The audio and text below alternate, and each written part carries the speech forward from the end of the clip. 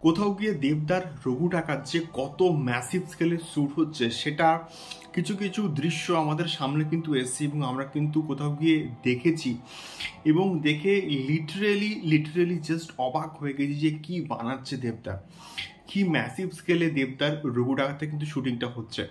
So hello guys, আমি Deep and welcome back to my channel Deep exclusive. So এখন আমি এই ভিডিওর মধ্যে বেসিক্যালি কথা বলবো দুটো বিষয়কে নিয়ে।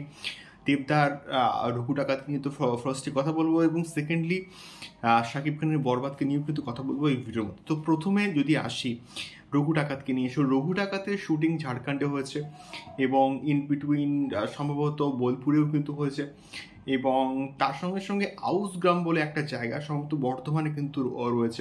ওই পার্টিকুলার জায়গাতে রঘু ডাকাতের কিন্তু রিসেন্টলি শুটিং হয়েছে এবং তার কিছু কিছু দৃশ্য ভিডিও প্রচণ্ডভাবে কিন্তু লিক হয়েছে এবং এগুলো সত্যি বলতে না কোথাও গিয়ে অন্যায় হচ্ছে এবং ভিডিওগুলোকে রীতিমতো কিন্তু ভাইরাল করার চেষ্টা করা হচ্ছে এবং এটা রঘু ডাকাতের ক্ষতি করা হচ্ছে এবং এই জন্য আমি কিন্তু ওই সমস্ত ভিডিওগুলোকে নিয়ে কথাই কিন্তু বলিনি, যাতে করে রঘু ডাকাত এবং সিনেমা ক্ষতিগ্রস্ত কোথাও গিয়ে না হয়।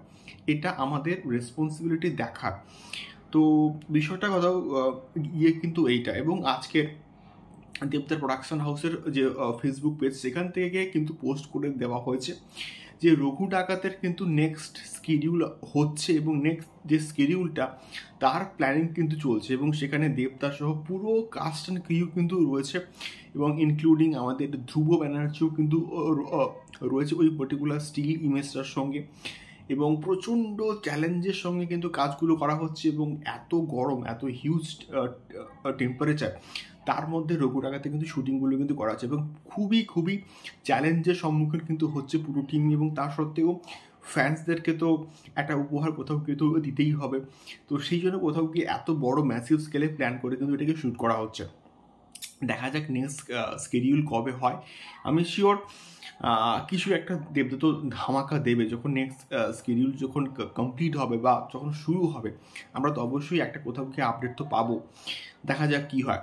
সেকেন্ডলি যদি কথা বলি শাকিব খানের বরবাদকে নিয়ে, সো বরবাদ আজকের একটা ওয়ার্কিং ডেতে ধামাকা কিন্তু জাস্ট বলতে হয়, মানে সিনেপ্লেক্সে প্রায় 41টা শো এবং 14তম দিনে এসে 41টা শো হাউসফুল এবং সিনেপ্লেক্স এবং মাল্টিপ্লেক্সের মিলিয়ে কোথাও গিয়ে বরবাদের প্রায় 73টা কিন্তু শো পেয়েছে এবং 73টা শোয়ের মধ্যে প্রায় সব, তার মধ্যে 94% কিন্তু ফুল হাউসফুল এবং এটা এসকে ফিল্মস কিন্তু কোথাও গিয়ে পোস্ট করেছে কিছুক্ষণ আগে এবং তার সঙ্গে সঙ্গে আগামীকাল অর্থাৎ কালকেও কিন্তু ওপার বাংলার জন্য কিন্তু একটা ওয়ার্কিং ডে, তো সেক্ষেত্রে কালকেও কিন্তু ম্যাক্সিমাম শো হাউসফুল যাচ্ছে।